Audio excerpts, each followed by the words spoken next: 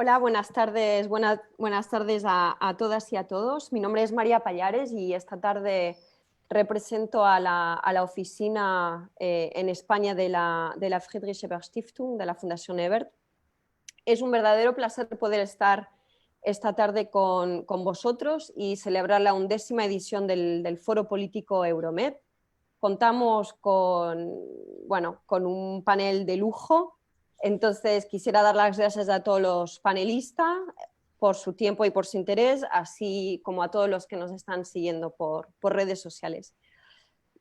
Esta es nuestra primera actividad que tenemos el placer de organizar con Pau Solanilla como director de la Fundación Rafael Campalans, y me alegro mucho de que sea en el marco de este foro político Euromed, ya que es una de las actividades que vincula a nuestras dos fundaciones desde hace algo más de 10 años.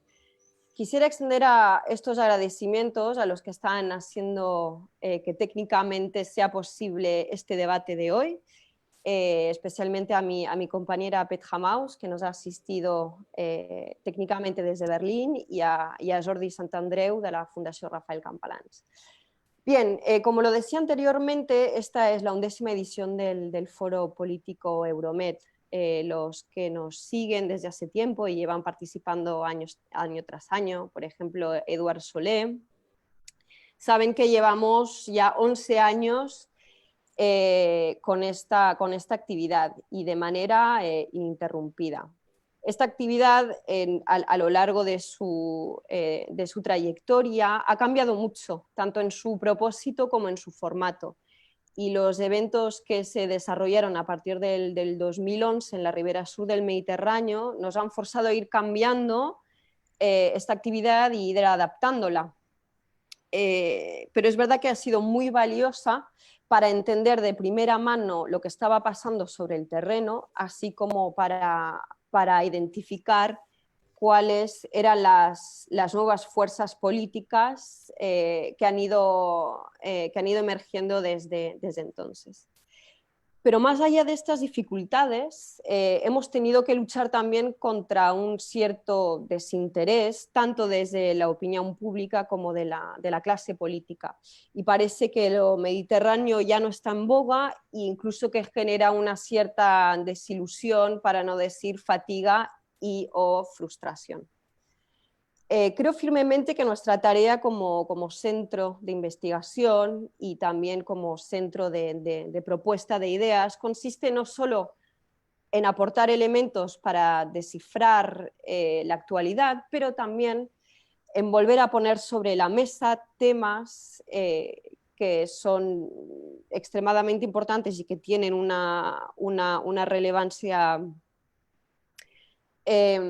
pero que ya no están en primera línea. Parece sintomático que, por ejemplo, desde nuestra fundación, desde la Fundación Ebert, aunque cuente con una red de más de 110 oficinas en el mundo, muchas de ellas en el Mediterráneo, seamos nosotros la única que hemos llevado hasta ahora los temas mediterráneos y euromediterráneos. Recientemente nuestra oficina de Italia también se ha abierto a estos temas y publicará creo que el día 22 de junio, unos papeles sobre seguridad en el Mediterráneo, del cual Eduard Solé, aquí de SIDOP, ha sido el autor.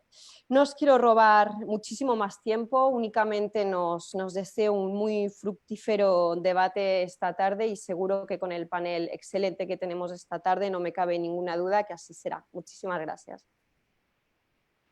Muchas gracias, María. Gracias siempre a la Fundación Ebert por su dedicación, por su constancia y en apoyar una fundación alemana que apoya activamente el Mediterráneo.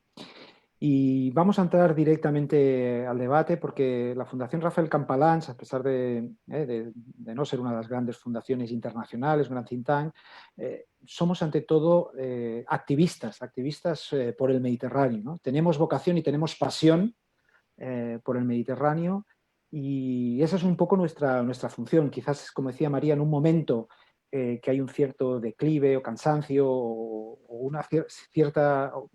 una poca visibilidad de los temas mediterráneos, queremos ejercer de activistas para volver a poner el Mediterráneo encima de la mesa, el debate mediterráneo, e ir increciendo hasta ese mes de noviembre que se cumplirán los 25 años de la primera cumbre de Barcelona.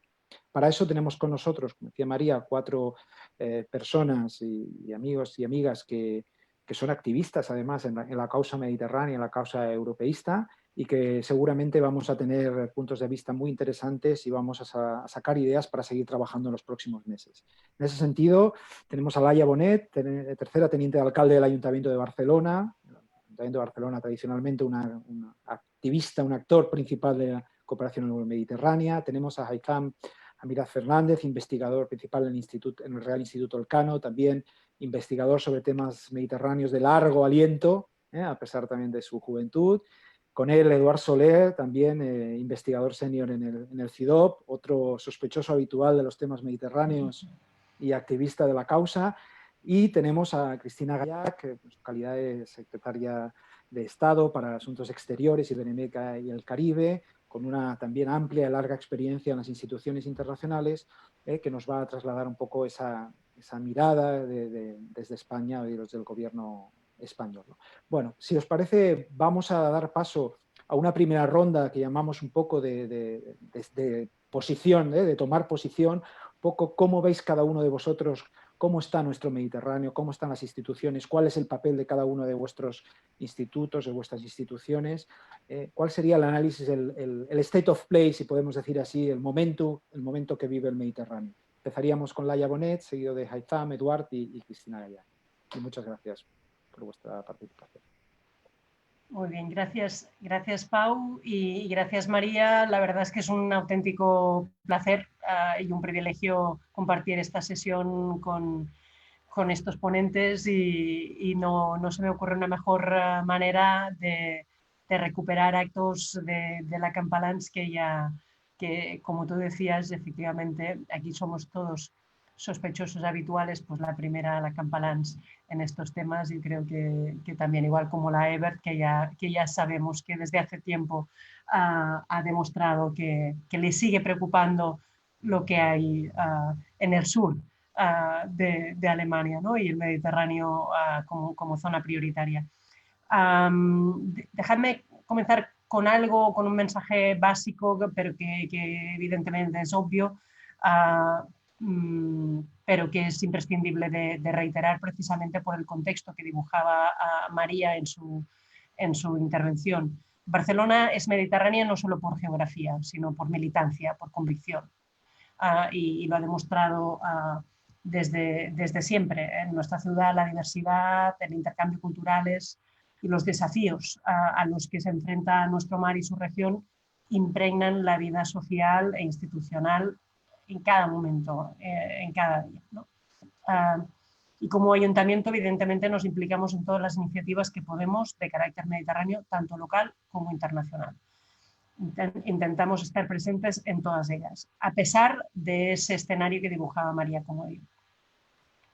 También otro mensaje, por obvio que sea, pero que hay que repetirlo porque a veces olvidamos la presencia de determinadas instituciones en la ciudad. Estamos muy orgullosos de ser la sede del Secretariado de la Unión por el Mediterráneo y de hace 25 años haber acogido los acuerdos de cooperación euromediterránea y el inicio del proceso de integración regional que lleva precisamente el nombre de la ciudad. La verdad es que desde el 91 además estamos implicados en la cooperación descentralizada en la región a través de, entre otros instrumentos, también de la red MedCites, y eso también nos da una herramienta más para poder trabajar en esta área. Como decía, es una ciudad mediterránea, no solo geográficamente, pero también es una ciudad global y como tal reconocemos en la región, en nuestra región, la región mediterránea, los retos comunes que nos tensionan a nivel local y también a nivel internacional. La desigualdad social, evidentemente el cambio climático y la desigualdad de género, por nombrar algunos de los más importantes. De hecho, los retos de la desigualdad y el calentamiento global son especialmente importantes en nuestra región, en la región mediterránea.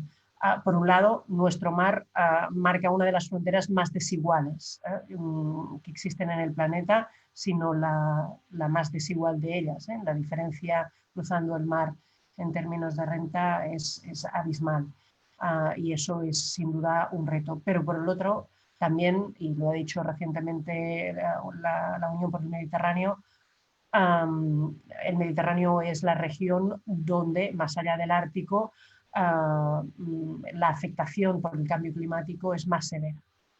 Por lo tanto, esos retos que afectan a todo el planeta los tenemos todos incrementados, subrayados en nuestra región. Eso significa, si me permitís, que el Mediterráneo nos permita afrontar soluciones. Es como un mundo a pequeña escala, pero con una intensidad en los retos que nos tensionan como planeta.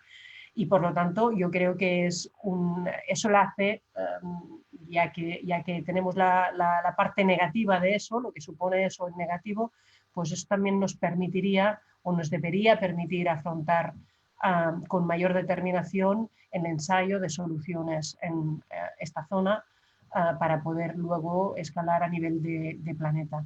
La paz, la sostenibilidad, la justicia social, que son los principales desafíos de nuestra zona, también lo son a nivel global. Por lo tanto, si somos capaces de resolverlos o de apuntar al menos las soluciones en esta área, pues probablemente podremos estar en mejores condiciones para afrontarlos a nivel global. Esta es una realidad que 25 años después del inicio del proceso Barcelona, yo creo que nos debería seguir impulsando a seguir trabajando por un sistema regional que nos permita abordar de forma efectiva y compartida estos retos.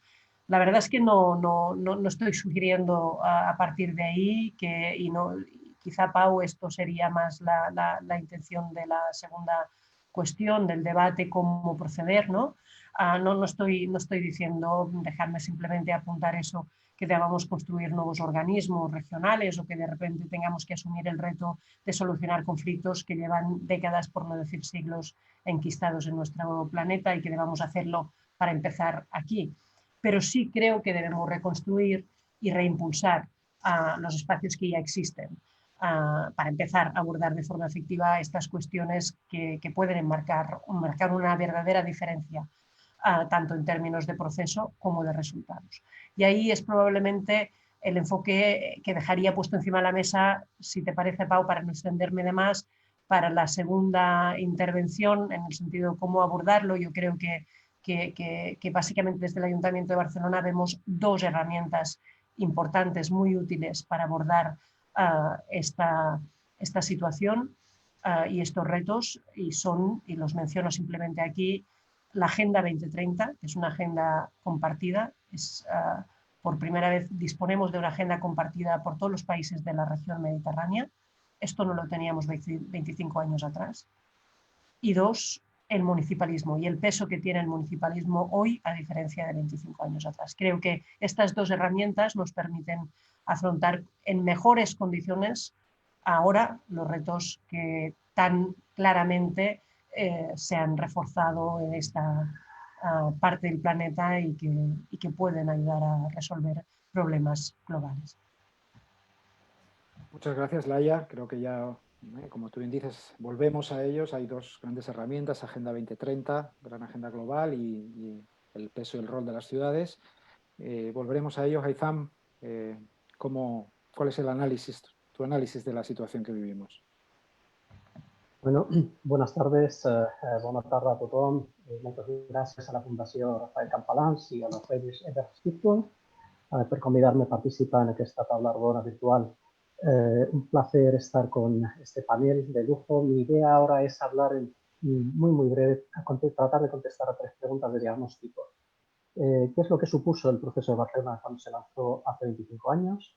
La segunda pregunta es, ¿qué habría pasado si se hubiese cumplido aquello que pactaron los 27 firmantes?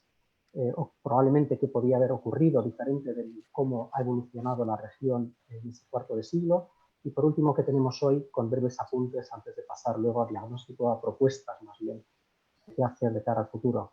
El proceso de Barcelona fue en 1995 algo, yo creo que revolucionario en gran medida, porque aportaba una visión de una construcción regional y además se hacía con una ambición. La mezcla de visión y ambición es muy importante para llevar a cabo proyectos a gran escala como el que suponía la Asociación Euromediterránea. El objetivo que se declaró y que pactaron los 27 países firmantes era la creación de un espacio de paz, estabilidad y prosperidad compartida en torno al Mediterráneo. Otro objetivo era la creación de un área de libre comercio para el año 2010, es decir, hace 15 años, perdón, hace 10 años. Esto significa que ninguna de las dos cosas se han cumplido. Y el área mediterránea tiene más paz, más estabilidad y más prosperidad y mucho menos compartida. Tampoco se ha creado un área de libre comercio, con lo que eso implica también de interconexión a todos los niveles, no solamente económico, también el humano y otras dimensiones. El Mediterráneo se ha convertido en una, algunos lo llaman sopa de letras, por la proliferación de iniciativas desde ese año. No solamente está la Asociación Euromediterránea, también está la política europea de vecindad, que también tiene sus iniciales, y también está la Unión para el Mediterráneo, la UPM. Esto ha generado confusión y entre muchos seguidores de este tema, como se decía al inicio, cierta frustración por la ausencia de resultados importantes, palpables, a pesar de la proliferación de iniciativas. Hay un dato demoledor, y esto lo quiero decir desde el principio para ya marcar un poco el tono de mi intervención. En 50 años de políticas y de acuerdos europeos de cooperación y asociación con el Mediterráneo, es decir, con su vecindario meridional inmediato, en 50 años solamente ha surgido un nuevo Estado democrático, uno solo nada más, Túnez. Y no ha sido precisamente gracias a las políticas democratizadoras de la Unión Europea, ni tampoco por una, digamos, una prosperidad regional. Ha sido por una revuelta popular y hay que resaltarlo también a pesar del apoyo que desde el continente europeo recibía la dictadura de Ben Ali hasta el último momento. Esto es algo que, bueno, pues hay que preguntarse por qué. A pesar de todos los recursos, de todos los medios económicos que se han llevado a cabo, de la inmensa labor diplomática también desarrollada por parte de la Unión Europea. La Unión Europea se presenta a sí misma como una potencia transformadora, como un poder normativo en su vecindario sur, pero en realidad en la práctica, y esto es una crítica yo creo que generalizada, sus políticas de la Unión Europea han contribuido de forma decidida a preservar el statu quo en ese vecindario y de hecho han contribuido a también perpetuar un modelo de estabilidad autoritaria, por desgracia. Muchos de los problemas que vemos en la actualidad en esta región son manifestaciones, son síntomas de esos males que tienen una buena medida su origen en ese modelo, en ese paradigma de estabilidad autoritaria. Regímenes autoritarios que prometen mantener la estabilidad interna en sus países utilizando todo tipo de métodos, pero el resultado final es falta de prosperidad, es frustración en sus poblaciones, falta de oportunidades, falta de integración regional, de intercambios, de prosperidad compartida. ¿Qué es lo que tenemos hoy? Pues hay que meter en todo ese diagnóstico de una década de revueltas antiautoritarias que llevamos en distintos, digamos, oleadas en 2011, también en 2019, en países de nuestro vecindario inmediato, conflictos armados, guerras civiles, intervenciones extranjeras. Todo esto hay que sumarle un elemento añadido que está acompañándonos poco más de 3 meses, la pandemia del COVID-19. Estamos todavía en una primera fase de una emergencia sanitaria global que está afectando a todo el entorno mediterráneo, al norte y al sur de ese mar, pero que va a tener otras crisis más allá de la sanitaria, ya se está viendo, crisis económica, crisis social. Va a acentuar y a acelerar dinámicas y tendencias que ya estamos viendo en la región. Choques entre estados y sociedades, descontento por la falta de resultados, por la ineficacia, por la ausencia de, antes decía, de oportunidades a todos los niveles, empezando por oportunidades económicas, empleo, por ausencia de un contrato social, por falta incluso ya en los estados que tenían más recursos, por tener muchos hidrocarburos, que ahora no pueden cumplir con ese papel de repartir beneficios y privilegios. Este es un panorama y este es el diagnóstico que hago, que si no mostramos todo el entorno mediterráneo, desde la Unión Europea principalmente, pero también con el sur, si no mostramos una visión, si no tenemos claro cómo nos gustaría que fuera el vecindario en el que vivimos, y si no hay ambición para impulsar políticas y poner medios y herramientas, seguramente la realidad se impondrá y probablemente nos encontrará desprevenidos, sin estrategia y actuando de forma reactiva. Muchas gracias, Haitham, por este corto pero severo también diagnóstico. Para aquellos que quieran ampliar en profundidad, Haitham con Bishara Hader publicaron un libro sobre 30 años de políticas mediterráneas que disecciona en detalle todo esto que nos ha contado brevemente, y volveremos luego a la parte más propositiva. Continuamos con Eduard, investigador senior del CIDOB, el gran think tank de Barcelona, y también gran conocedor y investigador de larga experiencia en el área. Eduard, cuando quieras, y gracias. Gracias, Pau. Gracias a todos. Buenas tardes, buena tarde. Voy a coger hilos que han ido sacando María, Laia y Haitham para empezar a tejer, ¿no? Lo que después supongo también Cristina va a rematar en este diagnóstico compartido. Lo primero es que estábamos hablando de un Mediterráneo, el de hoy, que es desigual como lo era hace 25 años, pero nuestra percepción de la desigualdad y de las desigualdades ha ido cambiando, para también enfatizar los elementos de cambio y continuidad. Si hace 25 años, bueno, nunca lo hubiéramos hecho por Zoom, pero nos hubiéramos reunido, ¿no? Pues seguramente habríamos hablado exclusivamente de esa desigualdad norte-sur. En el contexto del año 2020, cuando hablamos de desigualdad y de desigualdades mediterráneas, ya no podemos hablar solo de las desigualdades norte-sur, sino que hablamos de las desigualdades dentro de cada una de nuestras sociedades, tanto en el norte como en el sur, entre los muchos que tienen poco y los pocos que tienen mucho, desigualdades que también lo son territoriales. Por ejemplo, por coger el caso que comentaba a Haitham, Túnez. Túnez es un país, pero en realidad son dos países. El Túnez de Túnez capital y de la costa, y el Túnez del interior. Y como esas realidades, de la misma forma que en España también hablamos de las Españas vaciadas en relación a las zonas urbanas, estamos viendo también unos procesos también de segregación territorial y espacial que incluso se producen dentro de las propias ciudades, ¿no? La anécdota esta, Laia, de la línea, no, creo que es la 1, que en 10 paradas de metro se acorta 10 años la esperanza de vida, ¿no?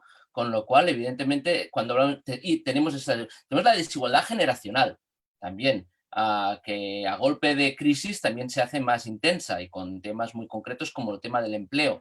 Y tenemos la desigualdad de género, que también es un tema central dentro de las relaciones euromediterráneas y dentro de cada una de nuestras situaciones. Con lo cual, sí, como en 1995 hablamos de desigualdad, pero lo hacemos de forma más plural, más diversa, más compleja. Estamos hablando también de un Mediterráneo muy marcado, que va a ritmo de conflictos y de perspectivas de paz, ¿no? En 1995 solo se explica, o en parte se explica, porque se había producido previamente un episodio, una ventana de paz, los acuerdos de Oslo, al cual el proceso euromediterráneo iba a intentar contribuir. No era el único motivo del proceso de Barcelona, pero seguramente el perímetro de la cooperación euromediterránea sí que se explica por esa ventana o oportunidad de paz. ¿Qué ha pasado en los últimos años y especialmente en los últimos 10? Tenemos hoy un Mediterráneo más fragmentado, más desunido. De hecho, solo la parte europea del Mediterráneo ha avanzado hacia mayores niveles de cooperación y de integración, mientras que en el resto, en el sur y en el este, lo que vemos más bien son procesos, fuerzas centrífugas, y vemos también un Mediterráneo no solo fragmentado, sino brutalizado. No quiero decir conflictivo, porque si no parece que sea la responsabilidad única y exclusivamente de sus ciudadanos. No es que sea conflictivo por naturaleza, es un espacio y unas sociedades brutalizadas, con unos niveles que se han soportado de violencia y que han tenido, y eso es una de las novedades, por ejemplo, en comparación con lo que teníamos en el 95 o a una escala muy distinta, unos niveles de desplazamiento de población, tanto de refugiados como de desplazados internos, como no ha habido en el Mediterráneo desde el año 48, ¿no? Con lo cual estamos en una situación ahí de urgencia.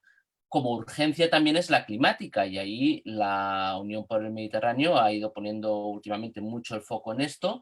Estamos hablando, ¿no?, de un Mediterráneo, y ahí me ha gustado como ponías es decir, buena parte de los grandes retos y de las grandes... de los grandes retos globales se dan en el Mediterráneo y de forma ampliada, ¿no? Es como un microcosmos donde podemos ver los grandes desafíos a los que se enfrenta la humanidad y a lo mejor donde pueden empezar a explorarse soluciones, ¿no? Como creo que habéis dicho los dos. Una de estas, el reto medioambiental, probablemente después de las pequeñas islas del Caribe, del Pacífico, los países de la cuenca mediterránea son aquellos que están más expuestos a la degradación medioambiental y al cambio climático, al calentamiento global. Pero también, que eso a lo mejor lo hablamos menos y ciertamente no estaba dentro de la agenda del 95, porque el medio ambiente sí que estaba, porque el Mediterráneo empezó por el medio ambiente, ¿eh?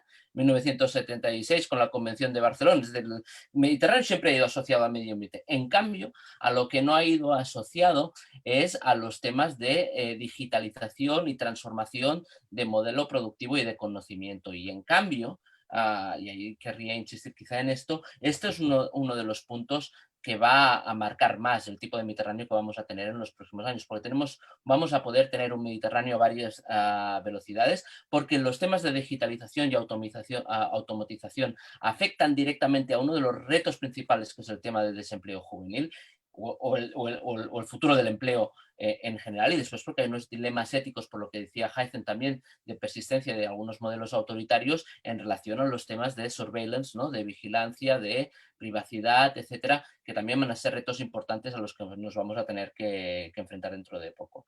Y finalmente, ya con esto termino, estamos hablando de un Mediterráneo que, si en el 95 todo el mundo estaba acostumbrado a hablar de Mediterráneo como la cosa más natural del mundo, como el espacio de cooperación natural de la Unión Europea en sus relaciones con los países del sur, en este momento la idea de Mediterráneo y de mediterraneidad compite con otras muchas. Compite con la gran apuesta africana de la Unión, compite con una dimensión geopolítica que existe, que es lo que venimos a llamar Middle East and North Africa, es decir, en que no podemos tratar a Irán o a los países del Golfo como un actor ajeno, y por lo tanto, con todos estos elementos, se produce una cierta obligación, ¿no?, de reivindicar esa mediterraneidad, pero para reivindicarla hay que darle contenido, hay que demostrar que sirve, hay que buscar aquellos espacios donde esta cooperación en el marco mediterráneo tiene un valor añadido que puede conseguirse mejor en ese perímetro del que podría conseguirse en los perímetros alternativos, y siempre buscando las pasarelas, las sinergias con las otras, ¿no? Supongo, ¿no?, pues que en esta parte final, en la segunda parte del debate, vamos a poder ver cómo hacerlo esto, ¿no? Pero sí que quería ponerlo de manifiesto y también mostrar mi total sintonía con lo que decía Haytham, de que la COVID, ¿no?, amplifica buena parte de los retos que ya teníamos, ¿no? Es como una lente de realidad aumentada, aunque quizás sí que podríamos, quizás lo podemos hablar después, ver si hay algunos puntos en que puede actuar de catalizador o de revulsivo positivo, ¿no?, en tanto dinámicas de cooperación. Yo creo, por ejemplo, los temas de innovación y ciencia van a quizás a tener más peso dentro de la gente de lo que lo tenían antes, de lo que lo hubieran tenido antes de la COVID, y quizás, siendo verdad que en general lo que hace es profundizar todo lo difícil, vamos a ver si hay algún punto de anclaje en que podamos ver cómo la COVID puede obligarnos a cooperar un poco mejor entre nosotros. Muchas gracias, Eduard, por esta descripción también amplia, prolija e incisiva, y le dejamos en esta primera ronda a Cristina pues la tarea un poco de hilvanar todo eso también con su experiencia a lo largo de todos estos años en diferentes instituciones internacionales y enfrentarse a los problemas de gobernanza, ¿no? Toda esta multiplicidad de problemas son fáciles de describir y no siempre fáciles de gestionar, ¿no?, desde la gobernanza institucional. O sea que, muchas gracias, Pau, y gracias a todos. Es un placer estar con vosotros y compartir esta reflexión. Es verdad, cuando nos reunimos en Barcelona en noviembre de 1995, yo tuve el privilegio de estar allí en otras capacidades, y la frase que se decía sobre todo es que iniciábamos la construcción de un espacio común de paz, de estabilidad y de prosperidad. Entonces, bueno, si cogemos cada uno de estos fragmentos, ¿no? Un espacio común, pues estamos fragmentados. Paz, en ese momento, como bien habéis dicho, pues nos movilizaba sobre todo el proceso de Oslo y los esfuerzos de paz. Es verdad que la reunión tuvo lugar poco después del asesinato de Rabin y por tanto había era un momento bajo, pero sin ninguna duda había una gran esperanza de que con esfuerzos se iba a lograr la paz en uno de los conflictos que siempre han presidido el Mediterráneo. Hablábamos de estabilidad y en estos momentos tenemos grandes focos inestables, desde Siria hasta Libia, pues estamos lejos de esta estabilidad que anhelábamos hace 25 años y prosperidad. Tampoco tenemos, lo habéis desgranado muy bien. En el fondo, la visión sigue siendo la misma. Y en realidad es mucho más difícil pues hacer realidad esta visión. Por tanto, eso es bueno tenerlo en cuenta en este aniversario, que debe de ser un aniversario.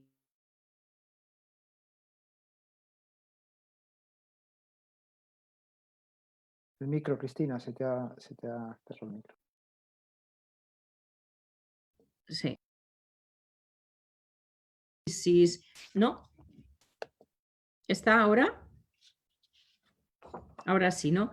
Después de haber hecho este análisis, yo lo que sí os quiero decir que este gobierno está plenamente convencido de que hay que devolver a este espacio mediterráneo este lugar de prioridad que había tenido, que tuvo en la época en que, junto con los países de la Unión Europea, se abanderó la idea de Euromed, ¿no? La idea Euromed nace sobre todo en España y tenemos que volver a ella. Y por tanto, a volver a ella con recursos y manteniendo esta visión. En el fondo, para nosotros es una zona inmensamente importante, inmensamente estratégica desde todos los puntos de vista: seguridad, económico, comercial, y es un espacio que Laia lo ha dicho muy bien, ¿no? En cuanto a Barcelona, Barcelona es mediterráneo, no es, pero es que España es mediterráneo, no es. Por tanto, yo puedo coger todo lo que ha dicho Laia con respecto a Barcelona y la mediterraneidad y trasladarla a la política exterior de España. Nuestra seguridad en muchos casos depende de los seguros, los estables que estén nuestros vecinos del sur. Solo hay que ver el tema de la migración. Cuán importante es para España pues que los flujos migratorios estén gestionados y bien gestionados en origen, y que eso significa darle una gran prioridad en nuestra política exterior. Pero además esto no lo podemos hacer solos.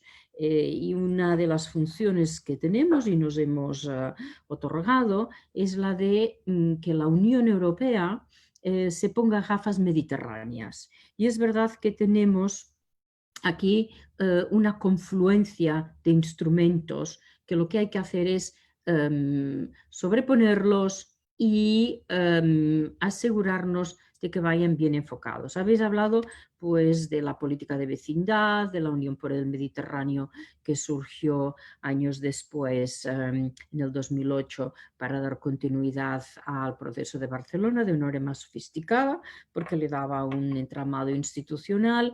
Y cuántas otras organismos o instituciones o grupos. Y nuestra misión, yo creo que en este momento, es asegurarnos de que esta política de vecindad de la Unión Europea sea una política de vecindad que corresponda al reto que tenemos con respecto a estos países. Retos económicos, sociales, grandes e importantes transformaciones y sobre todo al reto social. Os voy a dar un ejemplo. Para las políticas de vecindad, tanto del Mediterráneo del sur como la vecindad este, en las perspectivas financieras de la Unión Europea están identificados 18.000 millones de euros, de los cuales nuestra misión importante para España es que la mayor parte, una parte muy importante, vayan al vecindario sur. Y en eso nos vamos a comprometer, porque las transformaciones necesarias requieren pues, de importantes recursos, ya no solamente financieros, pero es que sin los financieros no se puede avanzar. Y aquí tenemos un gravísimo problema. Uno es que, primero, estos países son distintos y además viven de su diferenciación y exigen de las instituciones europeas un trato diferenciado. Por tanto, cuando hablamos de gestar una política común, una política de vecindad para ellos, con recursos, identificando políticas, lo primero que nos encontramos es un interés determinado de cada uno de estos países de ser tratado bilateralmente y además muy poco interés de avanzar en esta transversalidad que es fundamental si lo que queremos ver es un espacio mediterráneo común. Por lo tanto, este es un tema que debemos de trabajar sin ninguna duda. Y otro tema muy importante, probablemente la única solución para construir transversalidad, es identificar las áreas donde sí se puede ejercer un trabajo horizontal con todos ellos. Y para mí son políticas que deben de estar bien financiadas y que deben de estar presentadas como la manera en la que se aposenta el desarrollo. Ya habéis hablado, el marco sin ninguna duda es la Agenda 2030 y las políticas son sin ninguna duda digitalización, conectividad, economía verde, economía azul y todos los aspectos de desarrollo de las nuevas generaciones. Es decir, superaremos grandes problemas de la región trabajando con las nuevas generaciones en todo lo que sea formación y en todo lo que sea unos ejercicios de inclusión en todos los temas. Por tanto, creo que coincidimos en un diagnóstico de unos 25 años que no han ido en la dirección que queríamos. Algunas responsabilidades tenemos entre todos, pero también unos procesos geopolíticos en los que hemos podido influir menos. Segundo, las primaveras no hay que entenderlas como un acto en concreto, sino en el fondo unos procesos de transformación que en muchos casos te dan regresiones y en algunos casos nos han llevado a auténticas calamidades de paz y sobre todo nos han llevado a la inestabilidad, pero que estamos en un punto y en esto yo creo que, estoy convencida, el gobierno ha tomado claramente la iniciativa de que España vuelva a ser el agitador, si me permitís, de políticas mediterráneas en la Unión Europea, dotadas, pensadas, ejecutadas y que se hagan sin ninguna duda de acuerdo con los países que forman parte. Por eso la estructura euromediterránea que nace de la Unión por el Mediterráneo es buena, es adecuada, porque nos pone más en un marco de igualdad de lo que era más una política del norte hacia el sur y ahora es algo más compartido, no con fácil gestión, pero que nos permite distinguir las áreas donde hay interés común y donde podemos trabajar. Y os devuelvo la palabra para continuar el debate. Muchas gracias, Cristina. Creo que ha habido un primer análisis breve, pero muy profundo, muy amplio. Y bueno, tomo una de tus frases, Cristina, yo creo decir, ¿cómo hacemos para que la Unión Europea se ponga esas gafas mediterráneas, ¿no? Creo que viene muy bien para esta segunda parte, un poco la más propositiva, ¿no? ¿Qué hacemos? ¿Cuáles son las urgencias? Lo que tenemos que hacer inmediatamente y qué otras cosas tenemos que trabajar más a medio y largo plazo. Sabemos que para esa tarea que nos acabáis de describir, y particularmente Cristina, hay que generar un momentum adecuado, ¿no? No se genera por sí solo. Tenemos apenas 5 o 6 meses. ¿Qué podemos hacer o qué debemos hacer cada uno de nuestros ámbitos, desde lo local, desde los think tanks, desde la sociedad civil, desde los gobiernos? Si tuviéramos que calendarizar y listar esas acciones que tendríamos que hacer para generar ese momentum y poner esas gafas mediterráneas a la Unión Europea, ¿cuáles serían esas acciones? Algunas ya las habéis apuntado y volvemos en la misma orden, Laia, Haitham, Eduard y Cristina. Y luego os podéis rebatir entre vosotros. Muy bien. De hecho, nos pedías ahora aterrizar con acciones concretas. Si me permites, cojo el hilo de lo que he dejado antes apuntado simplemente en el sentido de cómo abordar esta situación, y yo planteaba que contamos con dos elementos que pueden marcar la diferencia respecto a hace 25 años. En primer lugar, decía, disponemos de un marco internacional, el de la Agenda 2030, que ha sido acordado por prácticamente todos los estados del mundo y por todos los estados del Mediterráneo, y que ofrece un paraguas bajo el que podemos impulsar espacios e iniciativas de codesarrollo. Y como decía Cristina, yo creo que es un elemento importante de cambio respecto a hace 25 años. Estamos hablando de una Agenda 2030 que interpela a todos los estados por igual, a pesar de que se encuentran en situaciones distintas, y no es una agenda como estábamos acostumbrados anteriormente, ¿no? Agendas del norte para el sur, de cooperación al desarrollo, ¿no? Es una agenda, la 2030, que nos obliga a todos por igual y que nos da una oportunidad en la aplicación y en la implementación de los Objetivos de Desarrollo Sostenible, probablemente la única que vincula a todos los países de la región. En términos formales, es la única que vincula a todos los países de la región y que creo que es absolutamente actual, y que además los vincula en el corto plazo, porque el 2030 es el corto plazo, no nos queda margen. Pero esto va de la mano de un segundo elemento que decía antes, aparte de disponer de la Agenda 2030, yo creo que esto es una oportunidad clarísimamente.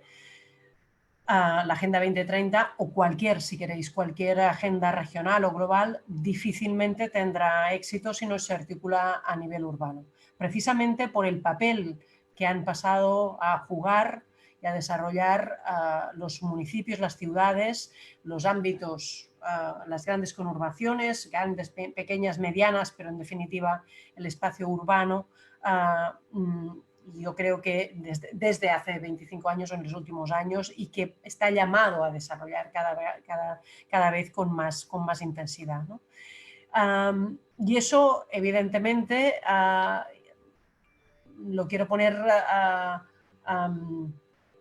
encima de la mesa junto con una constatación. Por mucho que queramos o que quisiéramos que las cosas fueran distintas, es verdad que la cooperación entre estados se encuentra cuanto menos algo estancada. Voy a ser muy cauta en esta afirmación, pero creo que podemos hablar al menos en estos términos. Se encuentra algo estancada por la inestabilidad política y económica. Y en ese contexto, el rol que pueden jugar las ciudades, yo creo que como espacio de encuentro, de búsqueda de soluciones que funcionen tanto en el norte como en el sur del Mediterráneo, es indudable, sin ir más lejos. Y hablando de cosas más concretas, pues hace unas pocas semanas firmábamos el Ayuntamiento de Barcelona y el Ayuntamiento de Túnez un acuerdo de cooperación, entre otros temas, para la localización de los Objetivos de Desarrollo Sostenible. En el Ayuntamiento de Barcelona hemos trabajado en un proyecto de localización, de aterrizaje de los distintos ODS y de los retos que están vinculados a cada uno de los ODS, y lo que hemos hecho es pues compartir esta metodología, esta práctica con ayuntamientos que comparten quizás sí momentos distintos, quizás sí situaciones distintas, quizá la priorización de los ODS será distinta, pero en términos de metodología la podemos compartir, y eso sin duda yo creo que nos ayuda a trabajar mucho mejor y a compartir experiencias, conocimientos que al fin y al cabo ayudan a lo que nos tiene que preocupar, que es a resolver esos retos que son sin duda compartidos.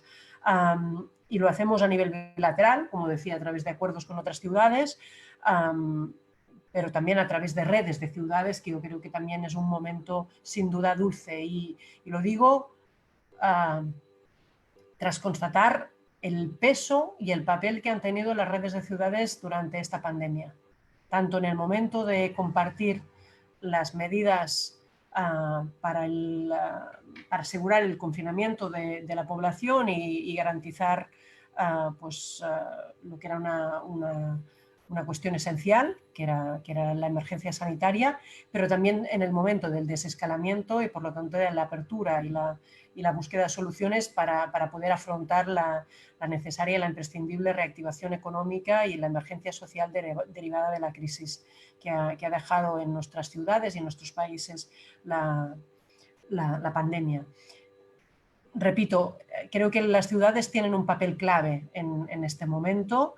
Y por lo tanto, y permitirme que cierre con esto, yo creo que la conmemoración del 25 aniversario del proceso de Barcelona es una buena oportunidad también para avanzar en este sentido, para darle un mayor juego, un mayor papel a las ciudades. Y aprovecho que está Cristina aquí, que no siempre uno tiene, por eso decía que es un auténtico privilegio pues compartir con todos vosotros este debate, pero aprovecho que está Cristina también para decirle que hemos solicitado al secretario general de la UPM que los gobiernos municipales tengan un papel destacado y diferenciado de la sociedad civil en la cumbre regional de noviembre. Está pendiente el formato de la reunión, pero yo creo que es un buen espacio para empezar a confiar más en las ciudades como actores para la búsqueda de soluciones ante este problema. Yo creo que Agenda 2030 y el papel de las ciudades, que se encuentran sin duda en un momento dulce, como digo, y más ante la situación del estancamiento, desgraciadamente, de las relaciones entre estados o entre algunos estados para la búsqueda de soluciones, son oportunidades que no podemos dejar de lado, pero también permitirme que mencione, ya para terminar, pues que tenemos ahora sí, a diferencia de hace 25 años, probablemente unos jóvenes más formados que nunca en el norte y en el sur del Mediterráneo. Y eso también es una oportunidad. Y tenemos más conectividad que nunca. Y por lo tanto, más capacidad también para compartir esa sensibilización de realidades compartidas. Tenemos una agenda que hemos acordado entre todos. Y yo creo que a pesar de que no haber avanzado como todos quisiéramos estos últimos 25 años en este proceso, nos podría aportar sin duda una dosis de escepticismo o de incredulidad sobre lo que podemos ser capaces de hacer en los próximos años. Yo creo que, como decía, también Eduardo decía desde otro sentido, ¿no? Tenemos también unas desigualdades, pero que también han cambiado, pero yo creo que ahora tenemos una oportunidad de ser todos, no solo los estados, todos los actores, incluso sociedad civil, mucho más consciente de la magnitud de los retos y del papel activo que podemos tener todos, instituciones y sociedad civil, para la resolución y para afrontar estos retos con mayores garantías de lo que pudimos hacer hace 25 años. quiero terminar con ese mensaje en positivo porque creo que realmente lo tenemos ahí y lo podemos hacer.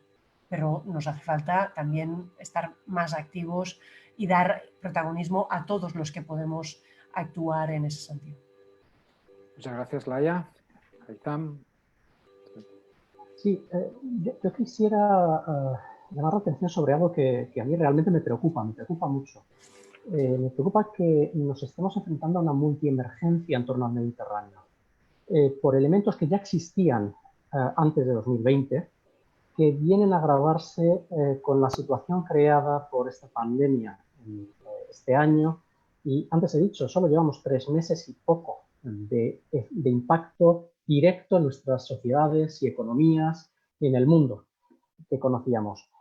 Esta multiemergencia, entre otras cosas, está llevando a una caída en picado, una caída drástica de ingresos de los estados y de sus fuentes de generación de riqueza, de todo tipo. Hidrocarburos allá donde hay energía, turismo, comercio, demanda, remesas, inversiones, incluso agricultura. Se añade a algunos países vecinos, como Marruecos, donde está habiendo años sucesivos de muy mal resultado. La agricultura, que es muy importante, el transporte, tráfico marítimo, es decir, todo esto suma.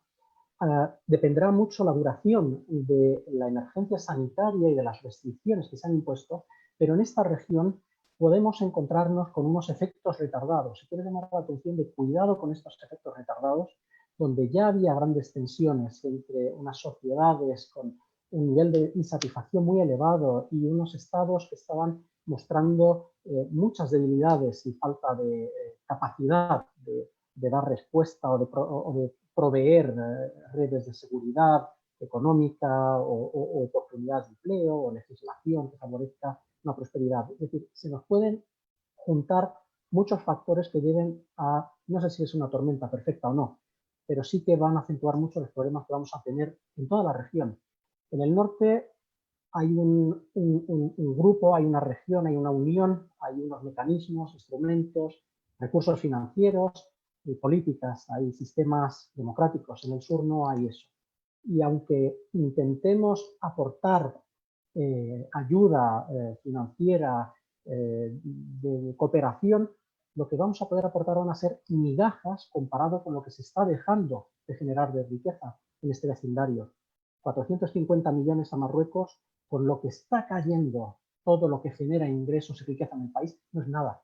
Eso no viene a cubrir absolutamente nada del daño económico que se está provocando.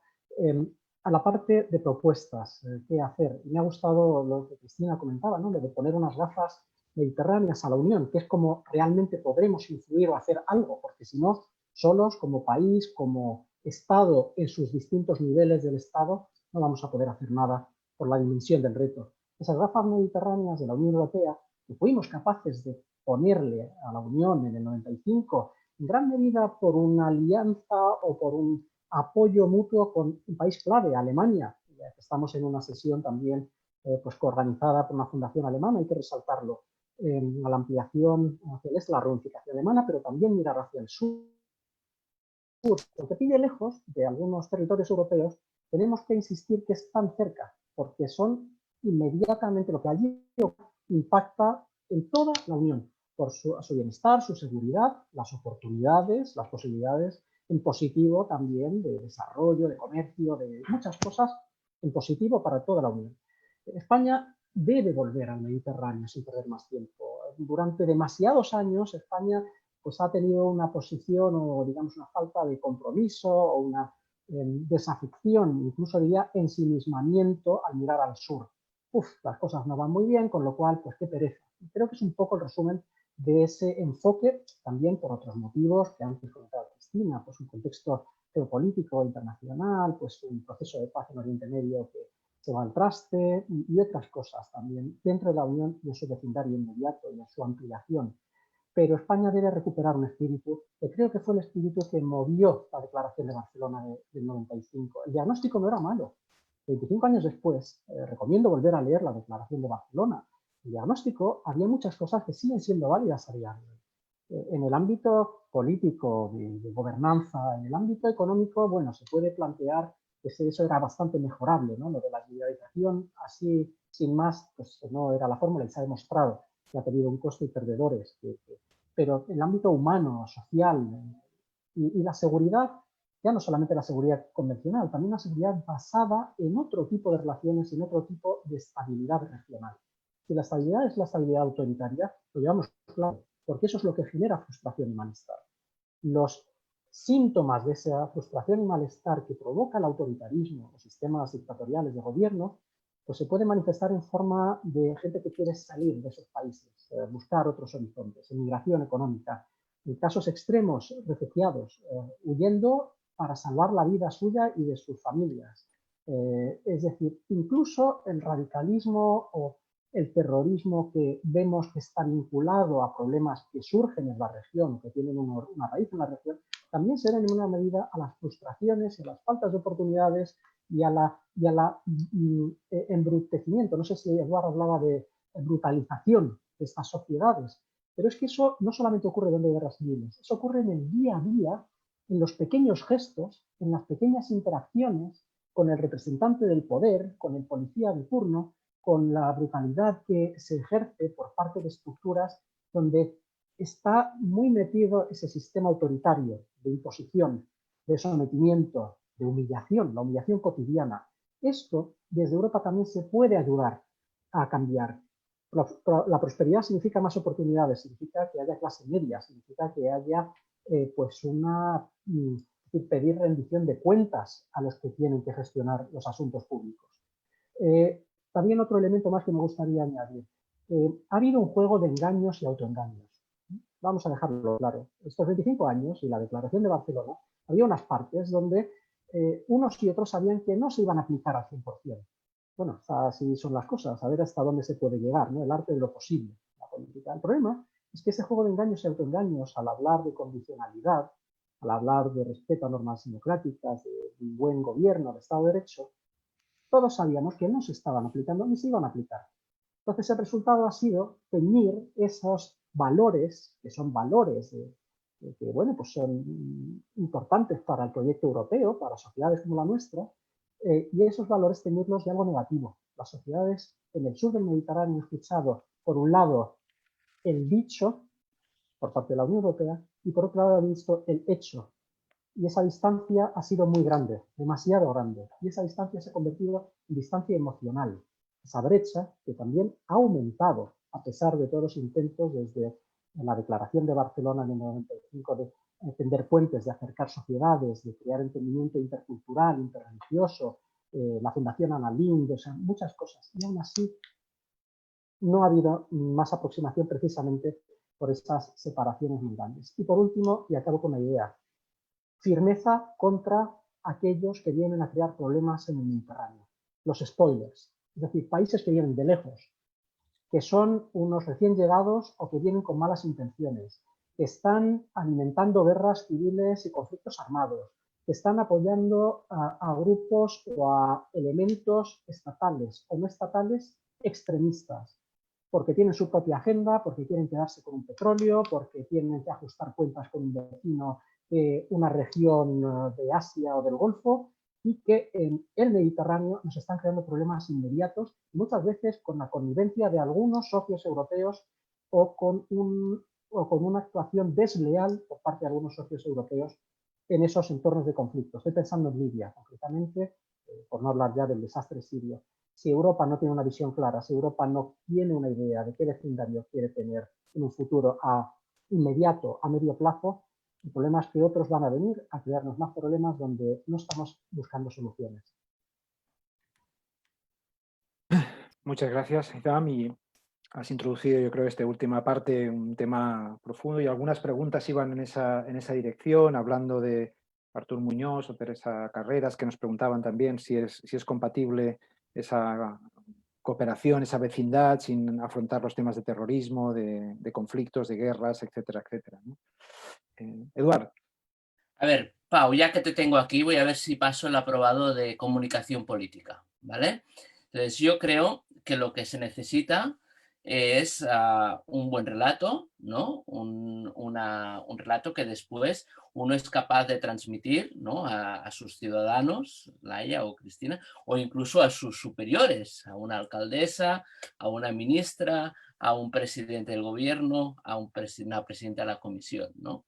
Entonces yo creo que ahí lo que necesitamos en ese relato, ya sabéis que las cosas deben de poderse explicar en un ascensor, en el trayecto de un ascensor, pues podríamos decir la triple A. Necesitamos ambición, que hasta ahora no la hemos tenido suficientemente, y ahí lo que decía Cristina, la parte de tener recursos financieros es un primer nivel de medición de la ambición. En todo caso, desde fuera se va a medir esa ambición también en función de los recursos, de los nuevos recursos movilizados. Se necesita agenda, ¿no? Y esa agenda no puede ser la del 95, y entonces tenemos que irnos a la primera parte del debate y ver cómo tenemos que hablar de aquello que en este momento importa a los ciudadanos, importa al resto de ministros y ministras, es decir, ser relevantes en la agenda, aprovechar también aquello que ya existe, y yo creo que lo que decía Laia sobre la Agenda 2030 es fundamental, aprovechar para canalizar en clave mediterránea esos grandes proyectos transformadores que ya existen a nivel europeo, el Green Deal, la agenda digital, la idea de esta Europa más geopolítica, la apuesta por África, y entonces es buscar la forma en que se haga compatible, ¿no? Esa apuesta mediterránea con todo aquello que ya existe, siendo bastante cuidadoso, ¿no? Porque a veces lo que nosotros consideramos que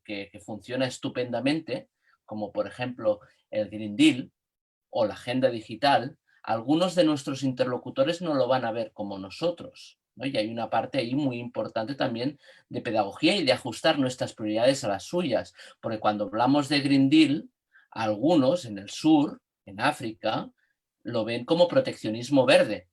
Y cuando hablamos de agenda digital, algunos lo ven como un intento por parte de la Unión Europea de posicionar dentro de su radio de influencia digital en un conflicto o una tensión global entre Estados Unidos y China, y esa es una lógica, ¿no?, que, por ejemplo, muchos de nuestros socios no quieren adoptar, no quieren tomar partido dentro de esa lógica. Con lo cual también ese punto de empatía es muy importante, ¿no? Y después alianzas. Necesitamos ambición, necesitamos creérnoslo, necesitamos demostrar que nos lo creemos, necesitamos tener una agenda relevante, o sea que la gente si gasta su tiempo escaso para participar en una discusión sobre estos temas, tiene que pensar que, primero, que se van a decir cosas que importan y que es un tema que conecta con el resto de sus prioridades, y esas alianzas, primero, tienen que ser multinivel, como decía Laia, y que aprovechar desde las instituciones intergubernamentales a el nivel local y también el nivel de la sociedad civil. No podemos dejarnos a nadie, es decir, ahí es fundamental que no haya sentimiento de exclusión, porque ahí si no también es cuando entramos en esas lógicas de spoilers. Si echamos atrás y miramos aquello que no ha funcionado, generalmente es porque hay alguien que se ha creído que lo tenía todo muy claro y ha excluido a gente relevante. En el Mediterráneo se hará entre todos o no se hará. Y después lo que necesitamos también es huir un poco de lo que estamos haciendo aquí, es decir, del usual suspects. Necesitamos que esta conversación mediterránea sea compartida por gente que no están acostumbrados a ponerse esas gafas mediterráneas que decía Cristina. Y yo así estoy intentando ser como muy positivo, pero en la otra parte de la balanza, yo si estuviera trabajando en el ministerio, como lo estuve durante tiempo, a Cristina también tendría que, o a Laia si estuviera trabajando en el ayuntamiento, tendría que advertirles de los riesgos, de las trampas donde no hay que caer. ¿Cuáles son esas trampas? La primera es saber en qué posición de partida salimos nosotros. Y nosotros estamos hablando de los usual suspects, el sur de Europa, que vamos a ser sí o no. Después necesitaremos aliados como Alemania o como otros. No podemos construir contra los países del este, sería eso una locura porque nos lo iban a bloquear, ¿no? Pero nosotros, ¿en qué situación de partida salimos? Pues una situación más débil de la que teníamos hace 5 meses, porque Francia, Italia y España en estos momentos son países que se han debilitado, sobre todo a nivel económico, ¿no? Y por lo tanto ahí, si queréis, el punto de receta sería, si queremos asegurarnos éxitos en clave mediterránea, nos tenemos que fortalecer y por tanto una Europa reconstruida que recupere fortaleza y ambición seguramente es una de las mejores contribuciones que podemos hacer a la agenda euromediterránea, porque débiles no lo vamos a conseguir. La otra trampa que tenemos delante del camino, históricamente hemos visto cómo el ritmo de la agenda euromediterránea va acompasada con el conflicto árabo-israelí. Y sabemos que las cosas en Cisjordania pueden torcerse de alguna forma en las próximas semanas, ¿no? Entonces, cualquier gran foro, marco de diálogo, etcétera, en que participen también los israelíes puede ser más sensible. No quiere decir que sea imposible, pero es un elemento que hay que tener en consideración cuando se hacen agendas, etcétera, de incorporar esa dimensión de que hemos añadido un plus de inestabilidad que siempre hemos tenido, pero que en este momento lo tenemos un pelín más claro respecto a las externalidades negativas del conflicto árabo-israelí. Y la otra es entender que no podemos obligar a nuestros interlocutores, ya sean nuestros superiores jerárquicos, ya sean nuestros países vecinos, a ponerse unas gafas mediterráneas y tienen que quitarse aquellas que ya tienen.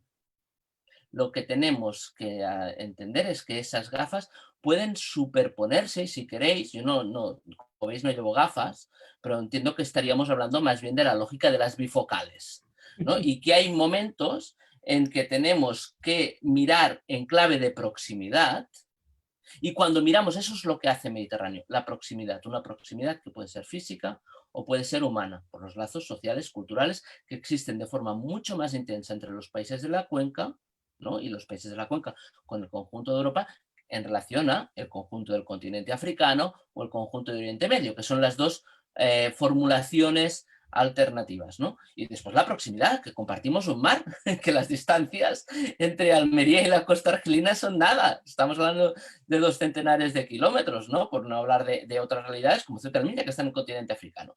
Con lo cual, ¿no? O sea, si somos conscientes, ¿no? De decir, hay momentos en que ustedes van a tener que mirar en clave de proximidad, y eso no es incompatible con ponerse las gafas euroafricanas o las gafas geopolíticas de Oriente Medio, porque no podemos tratar a los países del Golfo o a Irán como si fuera Laos. No, está mucho más cerca, tiene mucho más impacto en la realidad en que vivimos. Yo creo que así, ¿no? Será mucho más fácil que el resto, ¿no? De actores que están tomando o que van a tener una capacidad de decisión puedan aceptar participar de esa apuesta que les estamos proponiendo, que es que participen en esa aventura, ¿no? De revitalizar y reactualizar la agenda euromediterránea. Muchas gracias, Eduard. Aprobado en esa AAA con nota. Y Cristina. Déjame decir 3 cosas. Una, está muy de moda la agenda africana, ¿no? El descubrimiento de la Unión Europea con respecto a África, incluido nuestro ministerio, nuestro gobierno, está trabajando más que nunca en temas estratégicos para aterrizarlos en aspectos muy concretos en África. Y de ninguna manera debemos de permitir que esta mirada fuerte, larga y además bien dotada financieramente de la Unión Europea hacia África signifique que África no incluye el norte de África.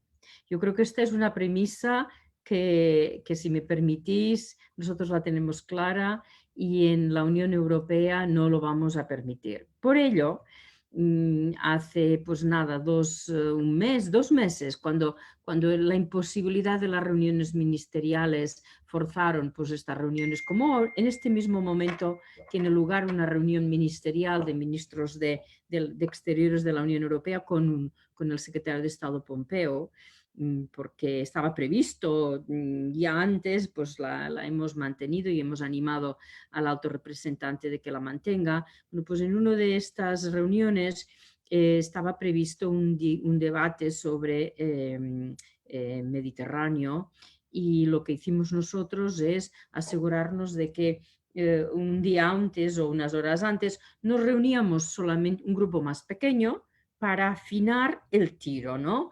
Para asegurarnos, como habéis dicho muy bien, que Eduard y otros, de que mirar al Mediterráneo no exige dejar de mirar a otras partes, ¿no? Tenemos que ser capaces de tener varias agendas a la vez, y agendas que se sobreponen y agendas que se fortalecen.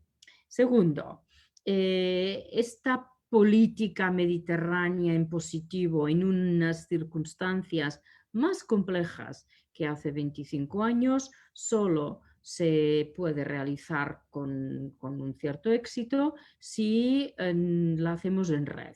Y aquí entra el tema de ciudades, empresas, organismos de la sociedad civil, centros de pensamiento, gobiernos, ministerios, pero ministerios de todo tipo. Por tanto, tenemos que ser capaces de que impregnamos en los distintos actores públicos, privados y sociedad civil esta visión de mediterraneidad. A mí me parece fundamental. Esto no es solamente el Ministerio de Exteriores, sino que estamos todos implicados, y además aquí entran sin ninguna duda pues distintos actores públicos, sobre todo las ciudades. Y tercero, en el fondo las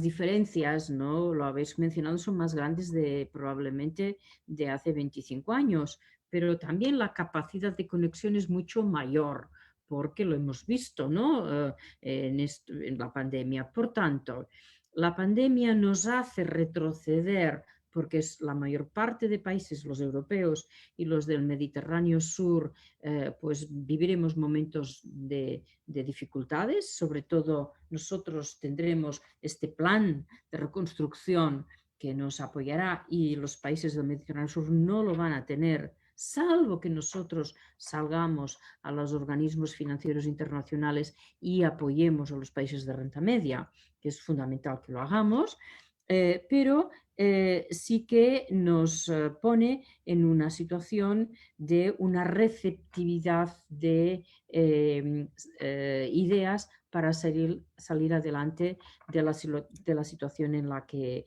estamos. Y aquí es fundamental que encontremos agendas que interesen. Y por eso las agendas clave que interesan es conectividad, digitalización, economía verde, economía azul, es interés en desarrollo socioeconómico y ambiental. Y probablemente lo que nos será más difícil como sociedades es impactar los grandes conflictos, pero creo que aquí sí que tenemos unos mecanismos internacionales con más o menos éxito, pero que la fuerza de la sociedad civil tiene menos impacto, bueno, pues en la guerra de Libia, en la guerra de Siria, pero sí que hay esfuerzos internacionales grandes. En algunos casos, pues hoy estamos hablando de Libia, y la situación podría ser que no estuviese peor que hace 2 semanas, ¿no? O una semana y media, cuando ha habido movimientos sobre el terreno importantes. Por lo tanto, yo también creo en que nos encontramos en este momento en el que la suma es una acción de política positiva con instrumentos, con sobreposición de actores, y que en todo caso es nuestra responsabilidad de movilizarlo, y sobre todo movilizar la Unión Europea. Muchas gracias. Bueno, hemos consumido prácticamente el tiempo, y vamos a dejar una última palabra si fuera necesario. Sí que retomo, a mí me parece esta idea de ayudar cómo impulsar a que la Unión Europea tenga estas gafas mediterráneas, de impulsar este concepto, que a lo mejor, lo hablaba con Haytham esta mañana informalmente, que a lo mejor esto que estamos haciendo aquí, como decía Eduardo, entre sospechosos habituales, tenemos que ir allí a hacerlo, involucrando a más gente, de la mano de la Fundación Eber, ir allí donde se toman las decisiones y hacer algo en Bruselas, ahora que empieza el desconfinamiento, ¿no? Bueno, lo pongo encima de la mesa porque los que estamos aquí, algún actor más, como los amigos del IEMET, bueno, deberíamos quizás pensar en salir, ¿no? Salir para justamente empujar en la dirección de todo esto que habéis hablado, ¿no? Tanto si alguno quiere una palabra final y si no, pues le damos también la palabra a María para que cierre con la voluntad de seguir trabajando entre la Fundación Ebert y la Campalans. O sea que si alguno quiere intervenir para algún detalle más. Sí. Mira, voy a comentaros una cosa. Eduardo hablaba de que para España será más difícil este papel movilizador por la debilidad en la que nos encontramos por la situación por el COVID. Pero mirad, yo quiero dejar claro una cosa. Sí que nos ha debilitado el post-COVID, pero en estos momentos la debilidad que la da la iniciativa, las ideas y la determinación. Que los muertos que tenemos, la crisis que hemos sufrido, la situación económica en la que nos encontramos es complicadísima. Pero hemos sido capaces de poner ideas. Os voy a dar un ejemplo. En Venezuela hemos movilizado no a Europa, a toda la comunidad internacional por los refugiados. Hemos sido capaces de poner ideas en el Fondo de Reconstrucción y haciendo a toda Europa no solo sensible, que aceptara esta idea de que todos estamos en un barco, y hemos sido capaces, y al menos en todo caso nos vamos a seguir esforzando, de que esta mirada de acción exterior, agenda este, vecindad este y vecindad sur deben absolutamente de formar parte de una mirada de energía y bueno, vamos a asumir este papel. Por tanto, creo que no es directamente proporcional al haber pasado la pandemia que hemos pasado y la fragilidad. Muchas gracias, Ilaya. Muy brevemente, pedías también cómo poder reforzar esta voluntad que aparecía sobre todo en palabras de Cristina, pero no solo, de hacer que las instituciones europeas se pongan las gafas de la Mediterránea. Bueno, yo a riesgo de hacerme demasiado insistente, vuelvo a poner encima de la mesa que aquí las ciudades y sobre todo las redes de ciudades pueden jugar un papel importante en lanzar este mensaje y, por ejemplo, un dato que puede ser significativo en ese sentido es que el recientemente escogido como presidente de la Red de Ciudades del Mundo, la CGLU o UCLG, es alcalde de Al-Hoceima, Mohamed Boudra. Y él está absolutamente convencido de la necesidad de trabajar en ese sentido. Mantenemos unas excelentes relaciones con él, evidentemente, porque estamos ahí trabajando desde la presidencia, el equipo de presidencia con él, pero él ha expresado clarísimamente la voluntad de trabajar con nosotros en el nuevo marco de relaciones euromediterráneas. Por lo tanto, bueno, que redes de ciudades pongan el foco, que son globales, pero pongan el foco en lo que puede jugar la Euromediterránea, pues es un elemento que creo que tiene su valor también y que podemos también utilizar entre todos en el mejor de los sentidos para mover las instituciones europeas también su mirada hacia el sur. Eduardo. Sí, para un último apostillamiento, ¿no? Quisiera insistir en un tema que pongo muchas veces sobre la mesa, que es la necesidad de entender que la solidaridad interna y la externa no son incompatibles, que no hay un dilema en que haya que escoger entre recuperarnos y ser solidarios entre europeos o dentro de cada uno de nuestros países y después intentar ayudar y pensar mecanismos cooperativos con los países de nuestro entorno. Y en ese sentido sí que quería, aprovechando que está Cristina aquí, hacer una mención específica sobre el papel que ha tenido el gobierno español durante la gestión de la pandemia, porque incluso en los momentos más críticos de la pandemia hemos escuchado a responsables gubernamentales, empezando por el presidente del gobierno, diciendo que estábamos gestionando la crisis inmediata en España y en Europa, pero tendríamos que empezar a pensar ya cómo íbamos a ayudar y a colaborar con los países de nuestro entorno, en el Mediterráneo, en África, pero también en América Latina, ¿no? Yo creo que eso es muy importante, partiendo de un punto de vista, no obstante, que es que sin habernos fortalecido o habernos solidarizado entre nosotros y habernos, digamos, recompuesto un pelín, va a ser más difícil poder hacer este salto. O sea, yo creo que no vamos a tener garantías de tener una mayor ambición o mayor prosperidad si Europa está unida, pero en cambio sin esta Unión Europea y sin este fortalecimiento también a nivel de recuperación económica y social en Europa, va a ser más difícil poder contribuir a que esto, digamos, trascienda a nivel mediterráneo y también, que yo creo que es muy importante, al otro lado del Atlántico, porque en estos momentos la situación en América Latina es tan o más preocupante quizás que la que tenemos en nuestro entorno más inmediato. Haitham, sí, tú cierras. Un comentario breve sobre lo que puede hacer España, un país como Estado, en distintos niveles dentro del Estado. El gobierno ha declarado que va a defender sin complejos valores como la democracia, el respeto a los derechos humanos, un multilateralismo al servicio de la paz, de las personas, del planeta y de la prosperidad. Ha sido una cita textual. Es difícil para mí imaginar otra región del mundo donde España pueda poner en práctica esa declaración de principios con más urgencia y más protagonismo que el sur, el este del Mediterráneo. También reconstruyendo el norte del Mediterráneo, que también lo necesitamos.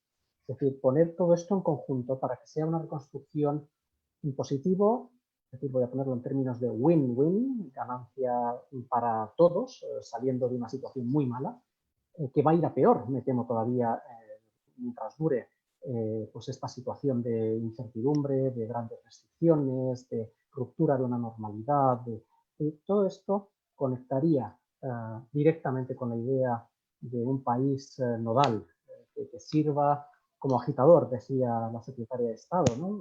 De temas que no es un lujo para nosotros, no es una cosa que, bueno, nos podamos permitir o no.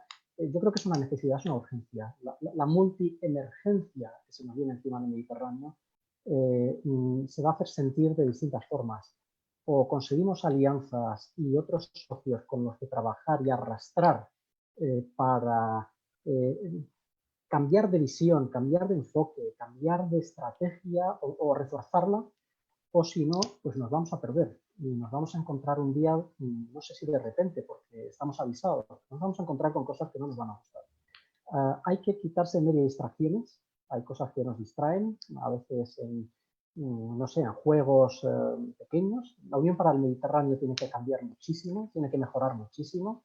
Ha distraído y ha desviado energías, esfuerzos hacia algo que la verdad es que tampoco está siendo una transformación regional, ni mucho menos una unión, pero hace falta buscar la forma de ese impulso, darlo, agitar, y las gafas de las que hablaba la secretaria de Estado, que sean mediterráneas, aunque tengan varios focos, sean bifocales o más, que lo sería ello, pero eso es una urgencia, y es una urgencia en la que todos tenemos que trabajar como país, como sociedad, como fuerzas políticas, como sociedad civil. Yo creo que es un esfuerzo que traerá réditos importantes si se hace. Muchas gracias. Y bueno, yo creo que hablando de alianzas, esta modesta alianza de la Fundación Campalans con la Fundación Ebert, que intenta mantener esta llama de los temas mediterráneos, teníamos algunas actividades, algunas ideas. Yo creo que vale la pena escuchar, digerir lo que habéis dicho y replantearnos algunas de ellas y quizás esta alianza, como decíamos, acercarla allí donde más se necesita para apoyar en ese trabajo de poner esas gafas mediterráneas a la Unión Europea. María, tú cierras el seminario el día de hoy. muchas Y muy gracias. brevemente, está claro que como representante de una fundación alemana me doy por doblemente aludida, por alemana y por representante bueno, de la sociedad civil. O sea, vuelvo a retomar un poco lo que también nos decía Haitham, es decir, que este proceso euromediterráneo ha sido... bueno, ha tenido sus momentos más dorados cuando había una correlación entre España y Alemania. También me quedo mucho con que tenemos que ayudar a definir esta agenda entre todos los socios y tenemos que desarrollarla de manera multinivel y en red. Y aquí yo creo que una fundación como la Fundación Ebert puede ser un aliado extremadamente valioso, no solo para ¿no? para Alemania, pero también nosotros podemos poner a disposición toda nuestra red de oficinas que se encuentran en el norte de África, también como en toda la cuenca del Mediterráneo. Sabiendo que estas oficinas están formadas por personal local que lleva ahí muchísimos años y que tiene un entendimiento que yo creo, bueno, entendimiento y socios que nos pueden ayudar en este sentido. Entonces espero que sigamos adelante con estas actividades. Y que desde la Fundación Rafael Campalans como desde la Fundación Ebert aportemos nuestro granito de arena en todo caso a establecer, bueno, ayudar a establecer una agenda que se ajuste a las prioridades de todos los socios y que sea compartida en red. Pues nada, muchísimas gracias a todos. Os esperamos, bueno, online o esperamos presencialmente dentro de poco tiempo. Muchísimas gracias. Gracias a todos. Adiós. Gracias. Muchas gracias. Un abrazo a todos. Un abrazo. Gràcies, bona tarda. Gracias.